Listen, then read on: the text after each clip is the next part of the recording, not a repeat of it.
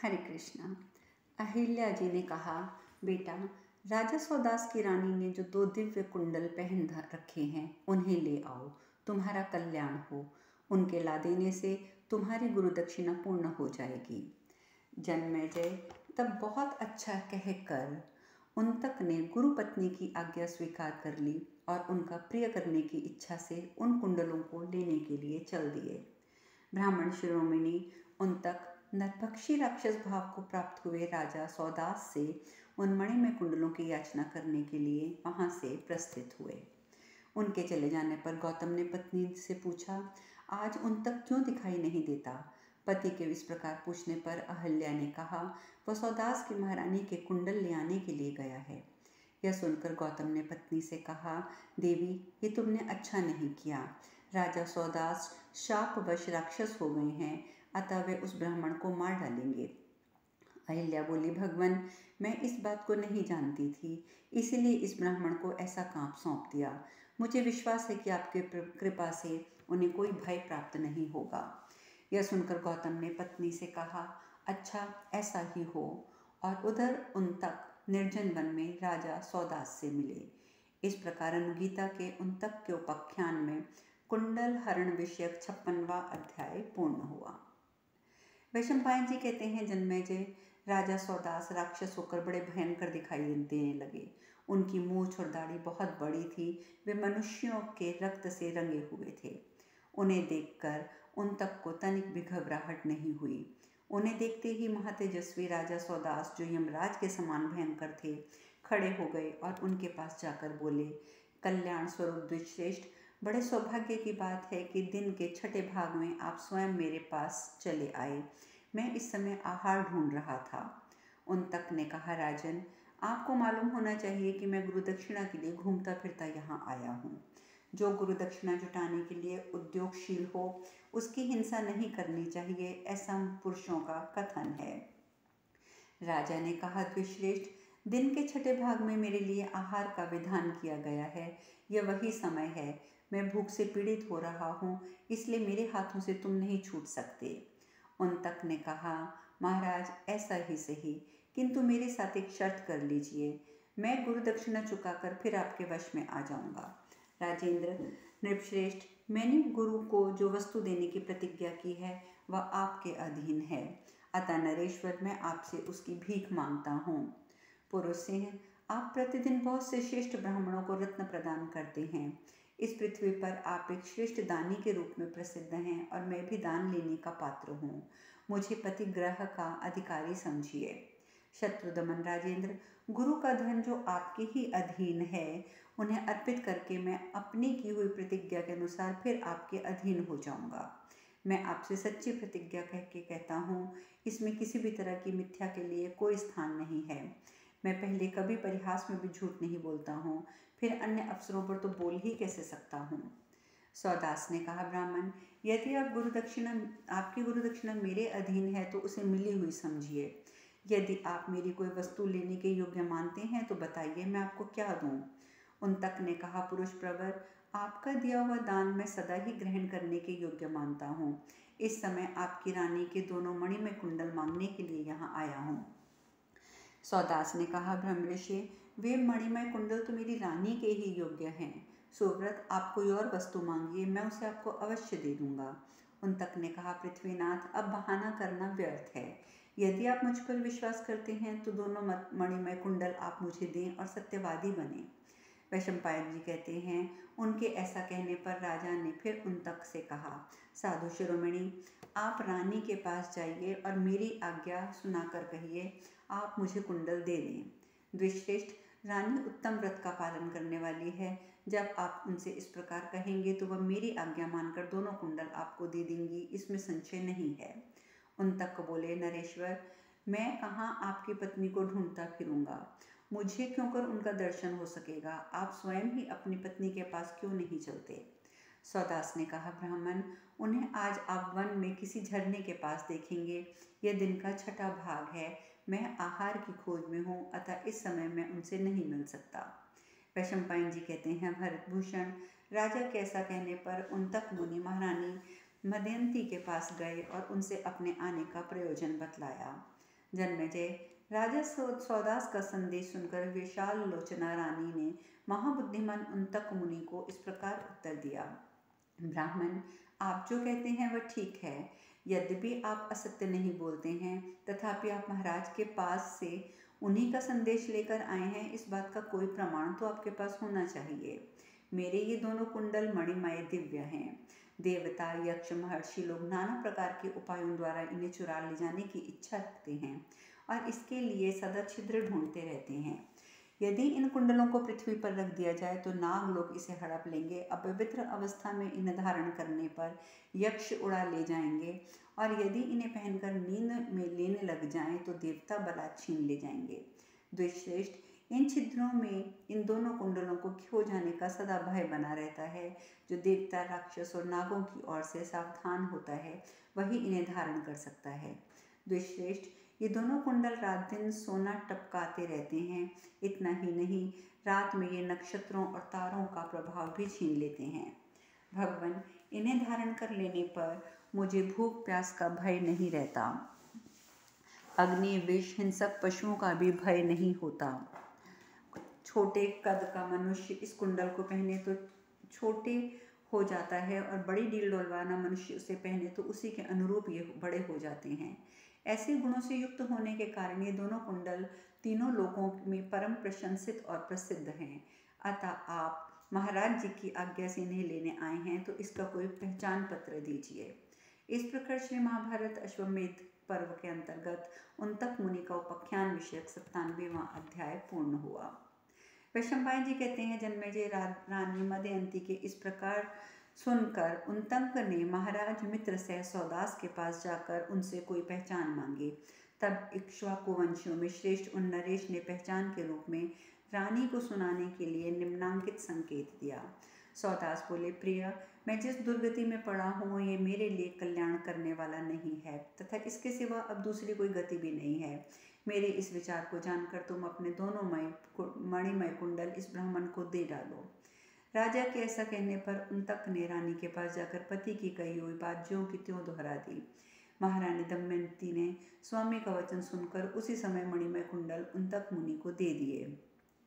उन कुंडलों को पाकर उन्तक मुनि पुनः राजा के पास गए और बोले, पृथ्वीनाथ, आपके गूढ़ वचन का क्या अभिप्राय था, मैं ये सुनना चाहता हूँ।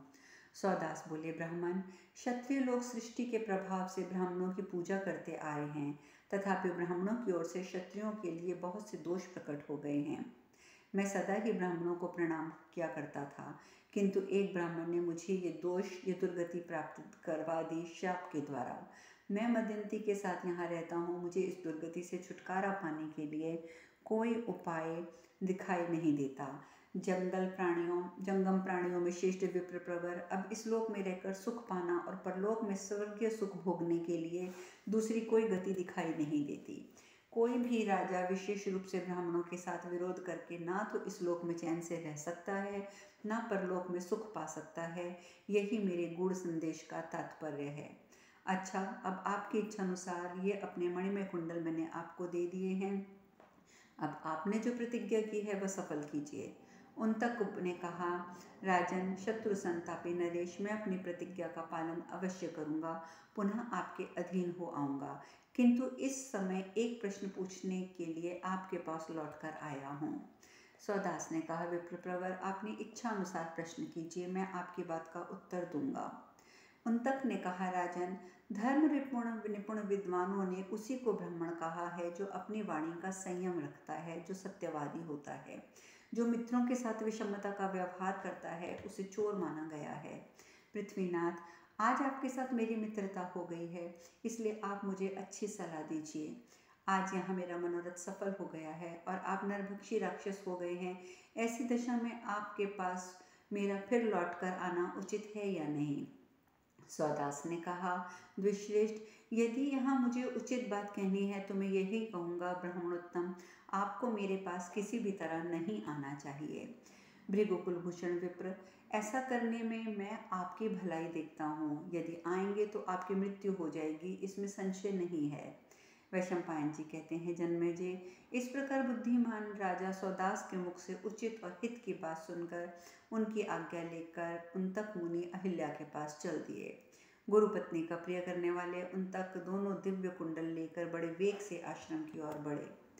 रानी मदयंती उन कुंडलों की रक्षा के लिए जैसे विधि बताई थी उसी प्रकार उन्हें काले चर्म में बांध कर वे ले जा रहे थे। रास्ते में एक स्थान पर उन्हें बड़ी जोर से भूख लगी। वहां पास ही फलों के भार से भरा झुका हुआ एक बेल का वृक्ष दिखाई दिया। महर्षि उनतंक उस वृक्ष पर चढ़ गए और काले चर्म को उन्होंने उसकी एक शाखा में बांध दिया। फिर वे ब्राह्मण पुणव उस समय वहां बेल तोड़कर गिराने लगे। उस समय उनकी दृष्टि बेलों पर लगी हुई थी। वे कहाँ गिरते हैं उनकी ओर उनका ध्यान नहीं था। प्रभु, उनके तोड़े हुए प्रायः सभी बेल उस मृगछाला पर ही, जिसमें उन विप्र प्रवर ने दोनों कुंडल बांध रखे थे, गिरे। उन बेलों की चोट से वे बंधन टूट गया और कुंडल सहित मृग चर्म सहसा वृक्ष से नीचे जा गिरा। बंधन टूट जाने पर उस काले मृगछाल के पृथ्वी पर गिरते ही किसी सर्प की दृष्टि उस पर पड़ी। वह ऐरावत के कुल में उत्पन्न हुआ तक्षक था। उसने मृगछाल के भीतर रखे हुए मणिमय कुंडलों को देखा, फिर तो बड़ी शीघ्रता के साथ उन कुंडलों को दांतों में दबाकर एक बांबी में घुस गया। सर्प के द्वारा कुंडलों का अपहरण होता देख उनतक मुनि उद्विग्न हो उठे और उन्होंने क्रोध में भरकर वृक्ष से कूद पड़े। वहां आकर एक काठ का डंडा हाथ में लेकर उस बांबी को खोदने लगे। ब्राह्मण शिरोमणि उनतक क्रोध और अमर्ष से संतप्त होकर लगातार 35 दिनों तक बिना किसी घबराहट के बिल को खोदने के कार्य में लगे रहे। उनके उस असह्य वेग को पृथ्वी भी सहन न कर सकी। वह डंडे की चोट से घायल और अत्यंत व्याकुल होकर डगमगाने लगे। उन तक नागलोक में जाने का मार्ग बनाने के लिए निश्चय करके धरती खोदते ही जा रहे थे कि महातेजस्वी वज्रधारी इंद्र घोड़े पर जुते हुए रथ में बैठकर उस स्थान पर आ पहुंचे और विप्र प्रवर उनतक से मिले। वैशंपायन जी कहते हैं, राजन, इंद्र उनतक के दुख से दुखी थे, अतः ब्राह्मण का वेश बनाकर वे बोले, ब्राह्मण, ये काम तुम्हारे वश का नहीं है। नागलोक यहाँ से हजारों योजन दूर है।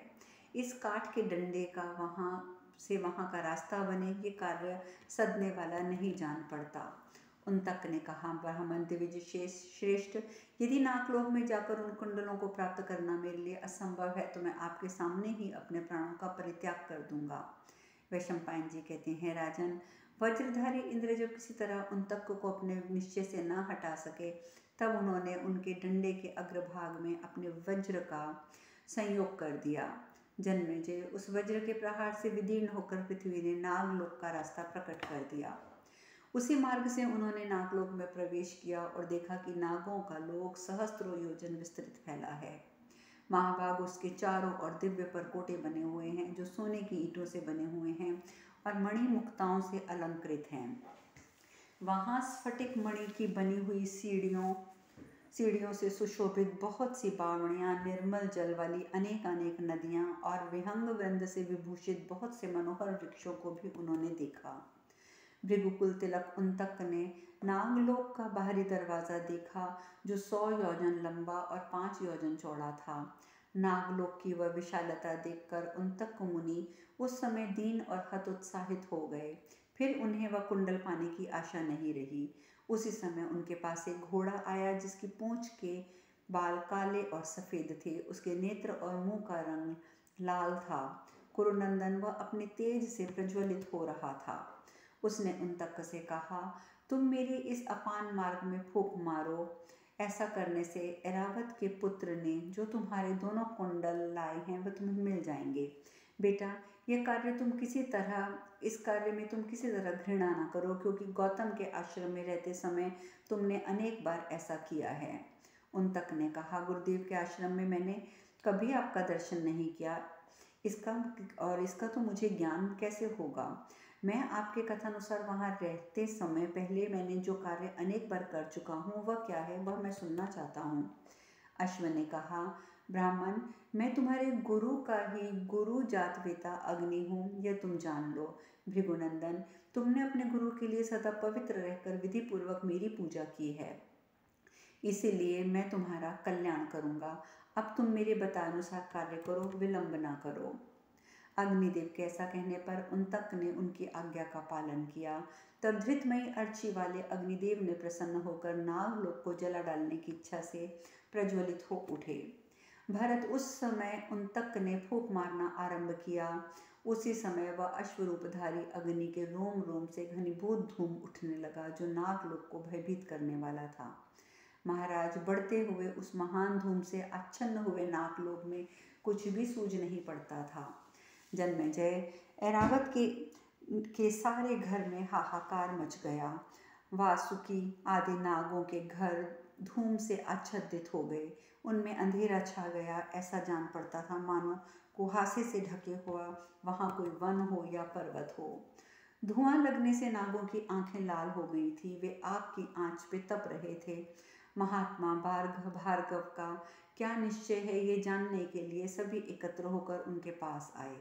उस समय वह उन अत्यंत तेजस्वी महर्षि का निश्चय सुनकर सबकी आंखें भय से कातर हो गईं। सबने उनका विधिवत पूजन किया। अंत में सभी नाग, बूढ़े और बालकों को आगे करके हाथ जोड़कर मस्तक झुकाकर बोले, भगवान हम पर प्रसन्न हो जाइए। इस प्रकार ब्राह्मण देवता को प्रसन्न करके नागों ने उन्हें पाद्य और अर्घ्य निवेदन किया और वे दोनों परम पूज्य दिव्य कुंडल भी वापस कर दिए। तदंतर नागों से सम्मानित होकर प्रतापी उन्तक मुनि अग्निदेव की प्रदक्षिणा करके गुरु के आश्रम की ओर चल दिए। वहां गौतम के घर में शीघ्रतापूर्वक प्रवेश करके उन्होंने गुरु पत्नी को दिव्य कुंडल दे दिए। जन्मेजय, वासुकी आदि नागों के यहाँ जो घटना घटी थी वह सारा समाचार द्विश्रेष्ठ उन्तक ने अपने महर्षि गुरु गौतम को ठीक ठीक कह सुनाया। जन्मेजय, इस प्रकार महात्मा उन्तक ने तीनों लोकों में घूमकर वे मणिमय कुंडल प्राप्त किए थे। भरतश्रेष्ठ, उन्तक मुनि जिनके विषय में तुम मुझसे पूछ रहे थे, वे ऐसे प्रभावशाली तपस्वी थे। इस प्रकार अनुगीता के अंतर्गत उन्तक का उपाख्यान विषयक 98वां अध्याय पूर्ण हुआ। जन्मेजय ने पूछा, द्विश्रेष्ठ, महायशस्वी महाबाहु श्री कृष्ण ने उन्तक को वरदान देने के पश्चात क्या किया? वैशंपायन जी ने कहा, उन्तक को वर देकर भगवान श्री कृष्ण महान वेगशाली शीघ्रगामी घोड़ों द्वारा सात्विकी और सुभद्रा के साथ पुनः द्वारका की ओर चल दिए।